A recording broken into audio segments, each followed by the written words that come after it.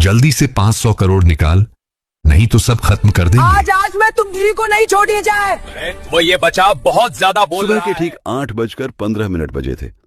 शहर जाग चुका था। सड़कों पर हॉर्न, चाय की दुकानों से उठती भाप और हर चेहरे पर जल्दी, जैसे सबको कहीं न कहीं पहुंचना था। लेकिन उसी भीड़ के किनारे गोल्ड स्ट्रीट के फुटपाथ पर एक लड़का बैठा था। उम्र 13 के आसपास, कपड़े साधारण, शर्ट के कॉलर पर पुराना सा दाग और हाथों में पॉलिश के निशान। उसका नाम था कबीर। कबीर के सामने जूतों की कतार नहीं। आजकल लोग जूते कम देते थे, लेकिन उसके पास काम फिर भी था। जो भी ग्राहक शोरूम के बाहर उतरता, उसके जूते धूल से भर जाते। कबीर उनका जूता चमकाता और लोग उसे बिना देखे पैसा पकड़ा देते। कबीर को सबसे ज्यादा दिलचस्पी पैसों में नहीं थी, उसे दिलचस्पी थी आवाजों में। सीधे सामने खड़ा था उस इलाके का सबसे बड़ा, सबसे चमकदार और सबसे भारी शोरूम। राजमहल ज्वेलर्स, कांच की ऊंची दीवारें, अंदर झूमर की रोशनी, फर्श पर ऐसा सफेद संगमरमर कि आदमी अपना चेहरा देख ले। गेट पर 2 गार्ड, काले सूट, कान में वायर, कमर पर रेडियो। अंदर जाते लोग ऐसे लगते थे जैसे उनकी दुनिया में समस्या नाम की चीज ही नहीं। सुगंधित परफ्यूम, चमकते घड़ी बैंड और उंगलियों पर भारी रिंग्स। कबीर रोज यहीं बैठता था, क्योंकि वह यहां की चीजें देखता नहीं, समझता था। ऑटोमेटिक डोर खुलता तो एक खास हिस्सा क्लिक होता। सिक्योरिटी गेट से कोई भारी बैग गुजरता तो बीप की आवाज बदल जाती। और सबसे खास, जब अंदर वॉल्ट का दरवाजा घूमता, धातु की एक धीमी सी घुर्र निकलती। कबीर ने यह सब महीनों में पहचान लिया था। उस दिन माहौल थोड़ा अलग था। सिक्योरिटी ज्यादा थी। बाहर 2 गार्ड के अलावा एक गार्ड अंदर ग्लास के पीछे भी खड़ा था। कबीर ने जूते पर ब्रश फेरते हुए सोचा, आज कुछ बड़ा है। करीब 9:30 बजे 3 महंगी गाड़ियां आकर रुकीं। एक से उतरा एक आदमी, सूट पहने, पर गर्दन पर सोने की मोटी चेन। उसकी आंखें आसपास ज्यादा घूम रही थीं, जैसे वह दुकान नहीं, रास्ते गिन रहा हो। उसके पीछे 2 लोग उतरे, हाथ में छोटे छोटे बैग। कबीर ने ध्यान दिया, वे बैग लैपटॉप वाले नहीं थे।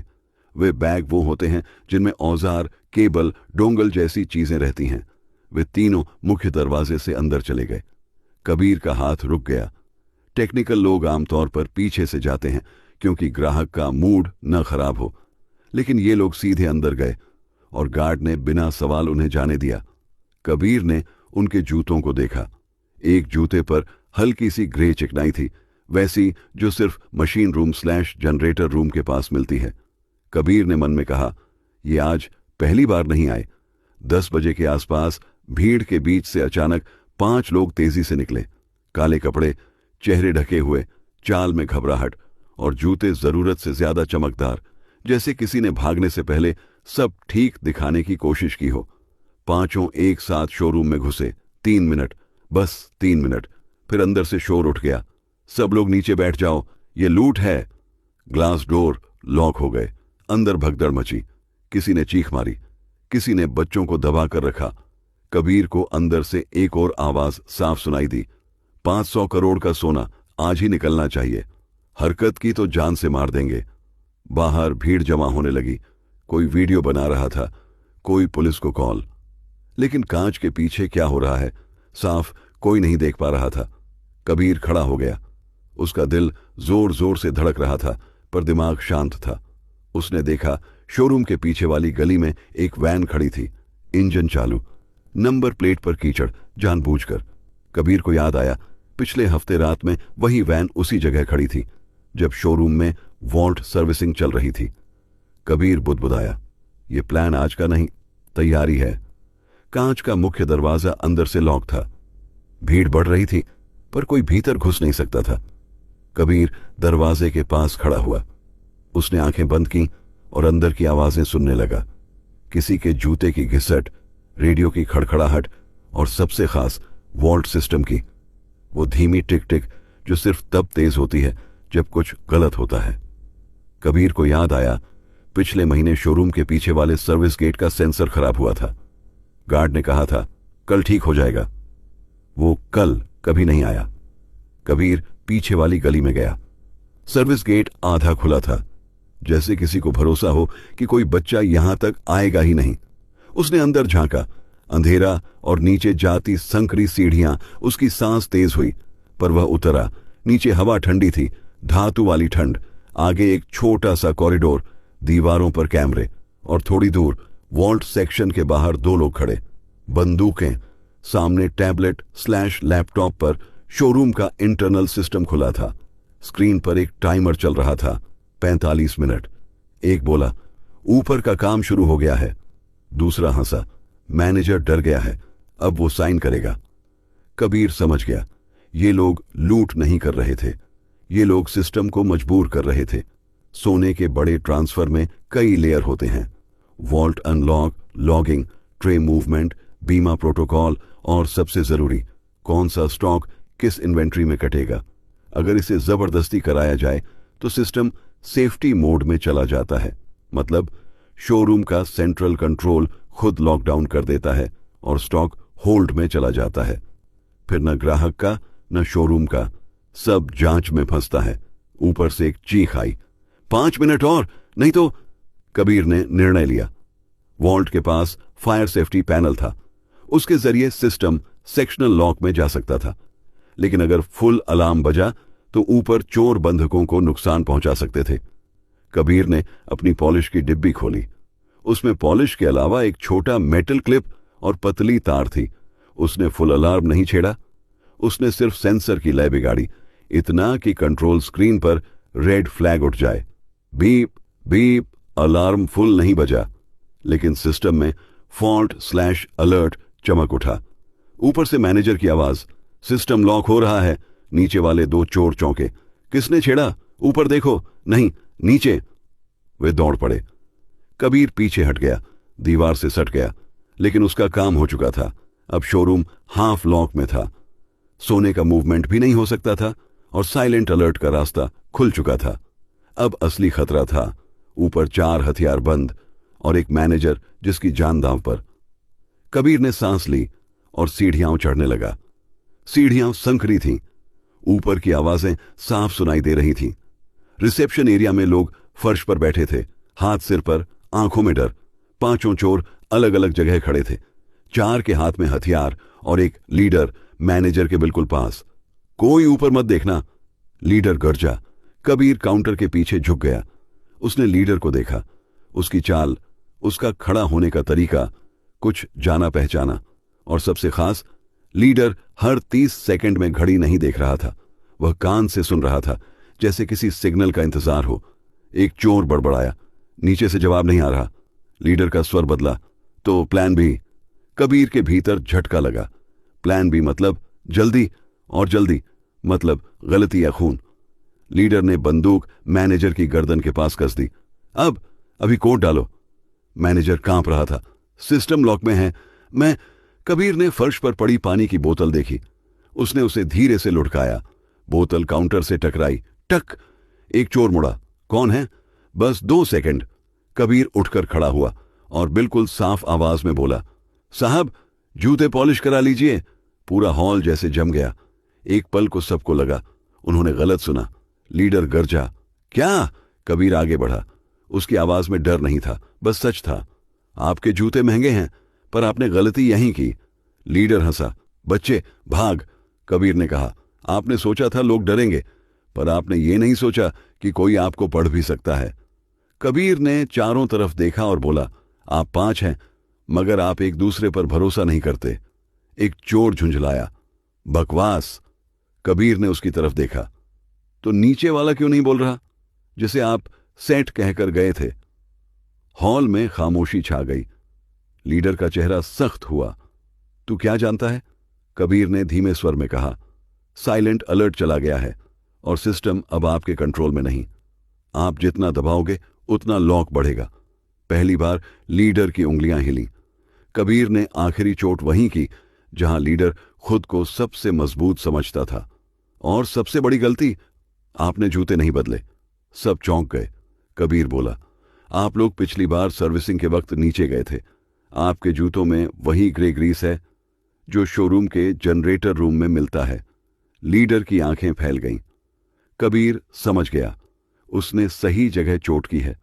अब चोरों को लगने लगा कि ये बच्चा सिर्फ फुटपाथ का नहीं, सिस्टम का भी है, और जब अपराधी को लगे कि उसे कोई पहचान गया है, वो सबसे ज्यादा गलती करता है।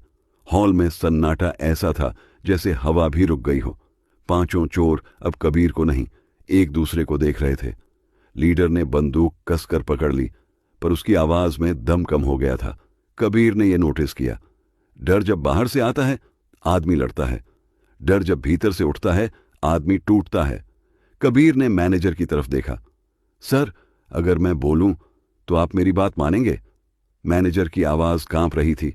हां, बस इन्हें यहां से निकाल दो। कबीर ने चोरों की तरफ देखा। आपके पास दो रास्ते हैं, एक चोर चिल्लाया। हम पागल नहीं। कबीर शांत रहा।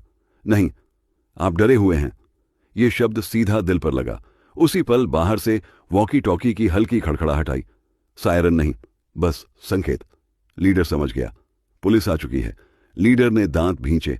पीछे के दरवाजे से निकलेंगे। एक चोर मुड़ा, लेकिन जैसे ही उसने कदम बढ़ाया, शोरूम का इमरजेंसी शटर आधा नीचे आ गया। धड़ाम! ये कैसे? वह चीखा। कबीर बोला, लॉकडाउन मोड, दरवाजे खुलते भी हैं, बंद भी, पर भागने के लिए नहीं। अब चोरों में बहस शुरू हो गई। तूने कहा था सब सेठ है, नीचे वाला फोन क्यों नहीं उठा रहा? पुलिस कैसे आ गई? लीडर ने एक को धक्का दिया। चुप! लेकिन भरोसा टूट चुका था, और भरोसा टूटे तो गैंग हथियार से नहीं, अपने ही शक से हारता है। कबीर ने आखिरी दांव रखा। आप सोना नहीं निकाल पाएंगे। जितना जोर लगाओगे उतना लॉक बढ़ेगा, और लॉक बढ़ा तो आप सब अंदर वाले आदमी के साथ फंस जाओगे। लीडर ने घूर कर पूछा, तू क्या चाहता है? कबीर ने कहा, मैं चाहता हूं आज कोई मरे नहीं। कुछ सेकंड चुप्पी, फिर एक बंदूक फर्श पर गिरी। धातु की आवाज पूरे हॉल में गूंजी, फिर दूसरी, फिर तीसरी। लीडर ने चारों तरफ देखा, और आखिर उसने भी हथियार नीचे रख दिया। कबीर ने सांस छोड़ी, पर खेल खत्म नहीं था, क्योंकि बाहर पुलिस थी और अंदर असली सच अभी निकलना बाकी था। बाहर सायरन अब साफ सुनाई दे रहे थे। नीली लाल लाइटें कांच पर नाच रही थीं। भीतर बैठे लोग सिर उठाकर देखने लगे। उम्मीद पहली बार डर से बड़ी लग रही थी। मुख्य गेट से पुलिस अंदर आई। कोई हरकत नहीं। पांचों चोरों को हथकड़ी लगी। मैनेजर को सुरक्षित निकाला गया। ग्राहकों को एक एक करके उठाया गया। एक अफसर की नजर कबीर पर पड़ी। ये बच्चा कौन है? मैनेजर ने कांपती लेकिन साफ आवाज में कहा, यही है जिसने शोरूम और स्टॉक बचाया। डीसीपी अदिति राठौड़ आगे आई।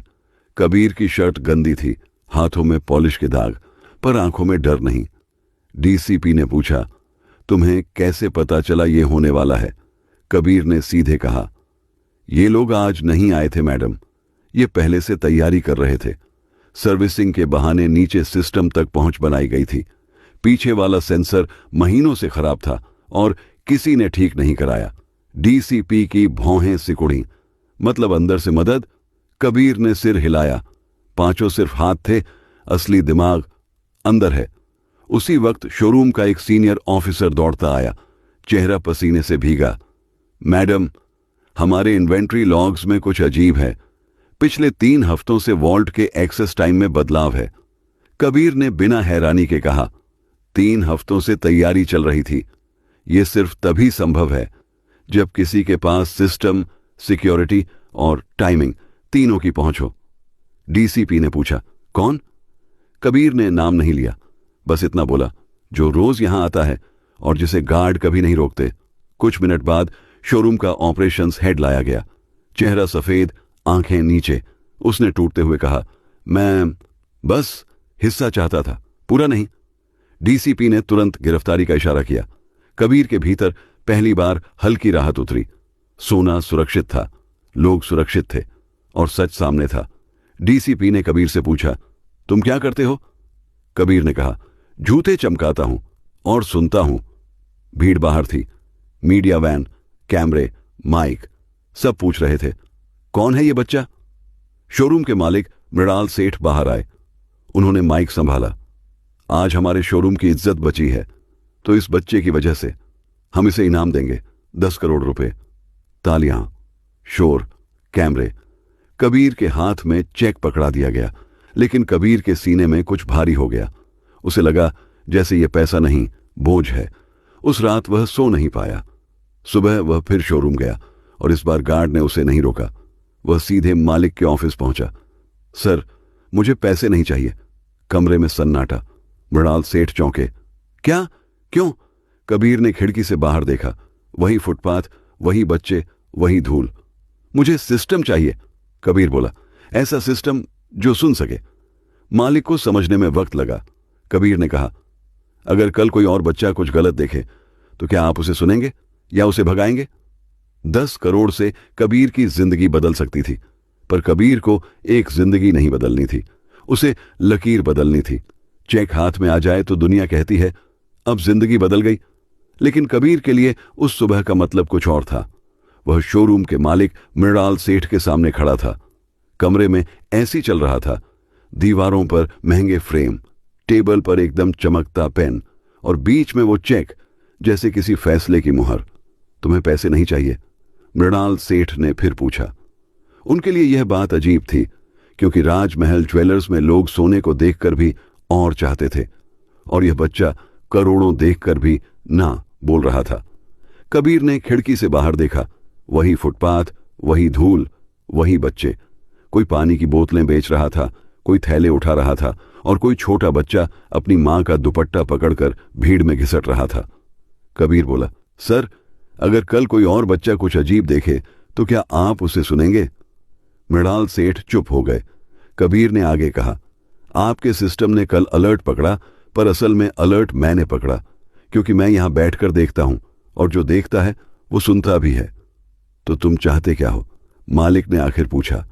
कबीर ने चेक को टेबल पर धीरे से सरकाया, जैसे पैसा नहीं, बोझ वापस रख रहा हो। मुझे सिस्टम चाहिए, ऐसा सिस्टम जो फुटपाथ को भी सिस्टम माने, जो बच्चों को भगाए नहीं, सुने। कमरे में एक लंबा सन्नाटा। फिर मृणाल सेठ की आवाज धीमी हुई। तुम्हें पता है तुम क्या मांग रहे हो? कबीर ने सिर हिलाया। हां, आप 10 करोड़ देंगे तो मेरी जिंदगी बदल जाएगी, पर अगर उसी से सुनने की जगह बन गई तो बहुत सी जिंदगी बदल जाएगी। मृणाल सेठ ने पहली बार कबीर को ऐसे देखा जैसे वह बच्चा नहीं, कोई आईना हो, और आईना बात नहीं करता, बस सच्चाई सामने रख देता है।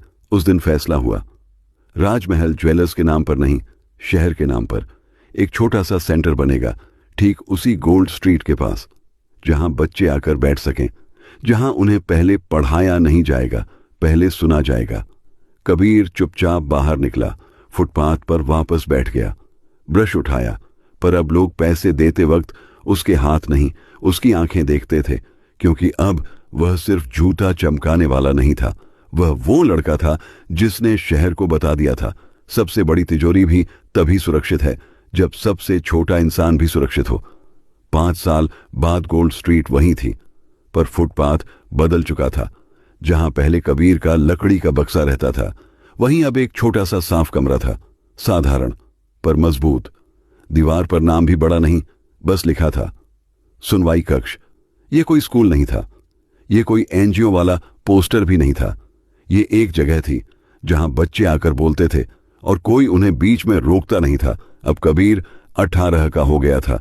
कपड़े अब भी सादे थे, पर चाल में झिझक नहीं थी। उसके हाथ में कॉपी नहीं, एक पुराना सा लैपटॉप रहता।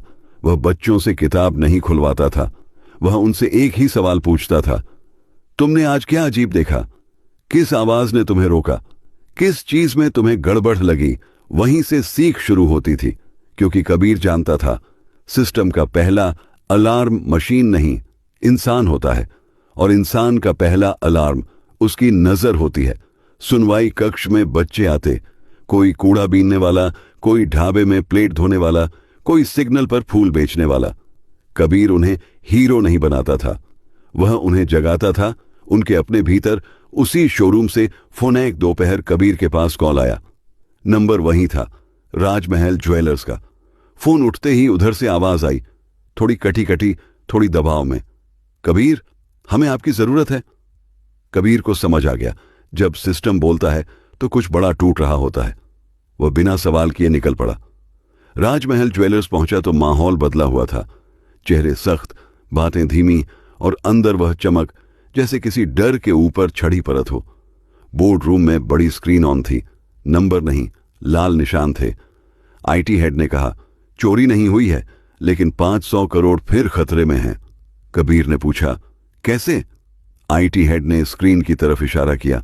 सिस्टम खुद लेन देन रोक रहा है, जैसे उसे भरोसा नहीं रहा। कबीर कुछ पल चुप रहा, फिर उसने स्क्रीन पर पैटर्न देखा। लॉग्स में बार बार override request, emergency approval, fast track जैसे शब्द। जैसे हर फैसला सिर्फ जल्दी में लिया जा रहा हो, जैसे शोरूम का दिमाग भाग रहा हो। कबीर बोला, यह हमला नहीं है। सबने उसकी तरफ देखा। तो? मृणाल सेठ ने पूछा। अब उनकी आवाज में वही गंभीरता थी जो 5 साल पहले कबीर ने पहली बार पैदा की थी। कबीर ने कहा, यह थकान है। आईटी हेड भड़क उठा। सिस्टम थकता नहीं। कबीर ने शांत स्वर में कहा, मशीन नहीं थकती, पर मशीन को चलाने वाले इंसान थकते हैं, और जब इंसान थकता है वह नियम तोड़ता है। फिर सिस्टम खुद डरने लगता है।